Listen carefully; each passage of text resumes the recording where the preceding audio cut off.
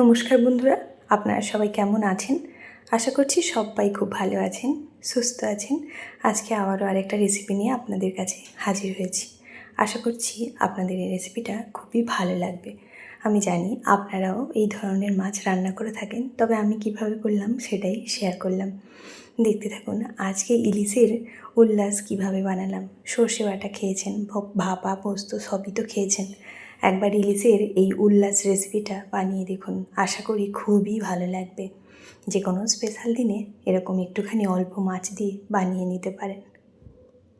মাছটা প্রথমেই ম্যারিনেট করব, তার জন্য দিচ্ছি ভিনিগার। এই ভিনিগারটা কিন্তু অবশ্যই দিতে হবে। 1 চামচ পরিমাণ ভিনিগার দিলাম। এবারে দিয়ে দেব লবণ আর সামান্য একটুখানি হলুদের গুঁড়ো, তবে খুব বেশি হলুদ কিন্তু দেবেন না।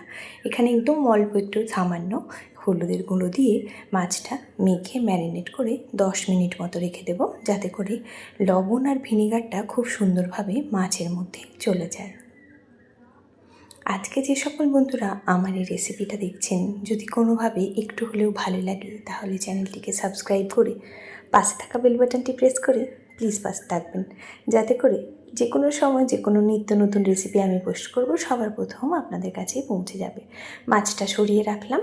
এবার একটা মশলা বানাবো, তার জন্য একটা বাটি নিয়েছি আর বাটির মধ্যে দিয়ে দিচ্ছি দেখুন 1 চামচ পরিমাণ সাদা সর্ষে, 1 চামচ পরিমাণ সাদা তিল, 1 চামচ পরিমাণ পোস্ত আর দিয়ে দিচ্ছি 3টে কাজু। ঝালের জন্য দেব কাঁচা লঙ্কা, যেরকম ঝালটা পছন্দ করবেন সেই অনুপাতেই কিন্তু কাঁচা লঙ্কাটা দেবেন। একটা মিহি পেস্ট বানিয়ে নিয়েছি দেখুন, এইভাবেই পেস্টটা বানিয়ে নিতে হবে। এবার এর মধ্যে আমি খানিকটা জল দিয়ে দিচ্ছি। জলটা দিয়ে প্রথমে রেখে দেব।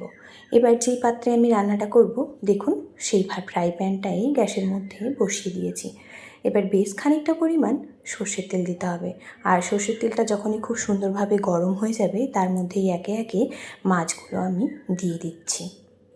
আর এই মাছগুলো দিয়ে কিন্তু একেবারে লাল লাল করে ভাজতে যাবেন না, জাস্ট এদিক আর ওদিক করে ভেজে তুলে রাখতে হবে, তা না হলে ইলিশের যে টেস্টটা কিন্তু পাবেন না। তাই মাছটা 1 মিনিট মতো এদিকে রেখে আবারও উল্টে 1 মিনিট ওদিকটা ভেজে নেব। দেখুন ঠিক এই রকমভাবে কালারটা চেঞ্জ হবে, এই পর্যন্তই মাছটা ভেজে নিতে হবে।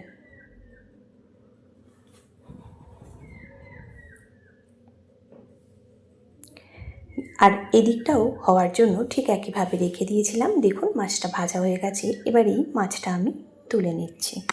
সামনেই জামাই ষষ্ঠী আছে, চাইলেই কিন্তু এইরকমভাবে ইলিশ মাছটা বানিয়ে ভীষণই সুন্দর খেতে হয়, আর রান্না করার ঝামেলাটাও একেবারে কম।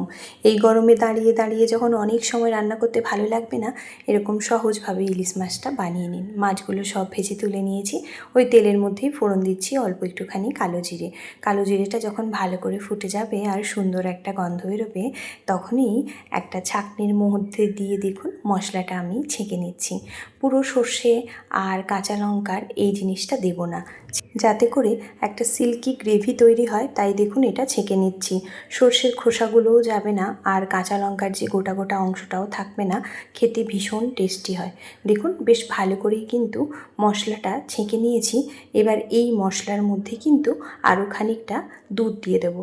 এই রান্নাতে কিন্তু কোনোভাবেই জল ব্যবহার করবেন না, আমি এই রান্নাতে জল ব্যবহার করছি না। আবারও ওই 1 বাটি পরিমাণ দুধ দিলাম। দুধ দিলেই কিন্তু তবেই এই রান্নার টেস্টটা হবে অন্যরকম, কোনোভাবেই জল ব্যবহার করবেন না। ওই 1 বাটি পরিমাণ জল আর 1 বাটি পরিমাণ দুধ মিশিয়েই দিয়ে দিয়েছি। এবার দেখুন সুন্দরভাবে কত সুন্দর একটা কালার এসেছে। এবার এটাকে সব কিছু ভালো করে প্রথমে 1 মিনিট দেখুন মিশিয়ে নিচ্ছি। গ্যাসের ফ্লেমটা কিন্তু একেবারেই লোতে রাখবেন, এক্ষুনি কোনোভাবে হাইতে করবেন না, এই রান্নাটা কিন্তু সম্পূর্ণ লো ফ্লেমে হবে। এবারে ওপর থেকে আগে থেকে যে মাছগুলো ভেজে রেখেছি সেটাই দেখুন একে একে দিয়ে দিচ্ছি।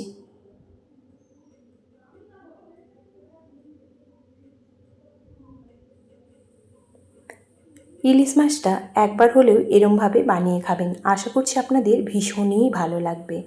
আর ভালো লাগলে লাইক কমেন্ট শেয়ার সাবস্ক্রাইব করতে কিন্তু কোনোভাবেই ভুলবেন না বন্ধুরা।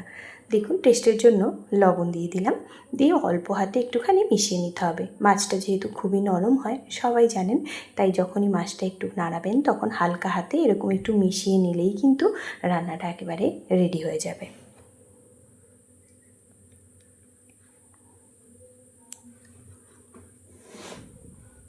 3 থেকে 4 মিনিট ভালো করে ফুটিয়ে নিয়েছি।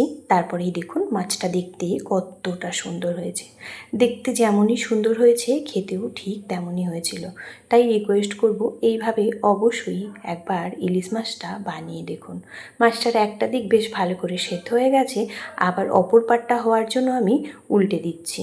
উল্টে দিলে এই দিকটাও ঠিক একইভাবে সেদ্ধটা হয়ে যাবে।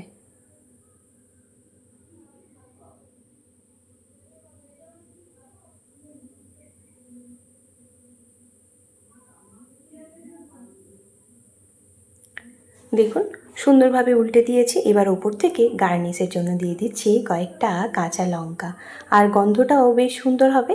তাই ওপর থেকে কাঁচা লঙ্কা দিয়ে আর দিয়ে দেবো এর মধ্যে বেরেস্তা। আমরা সবাই জানি কিভাবে বেরেস্তাটা বানাতে হয়। পেঁয়াজটা একেবারে ঝিরিঝিরি করে কেটে সাদা তেলের মধ্যে ভেজে নিলেই কিন্তু বেরেস্তা তৈরি হয়ে যাবে।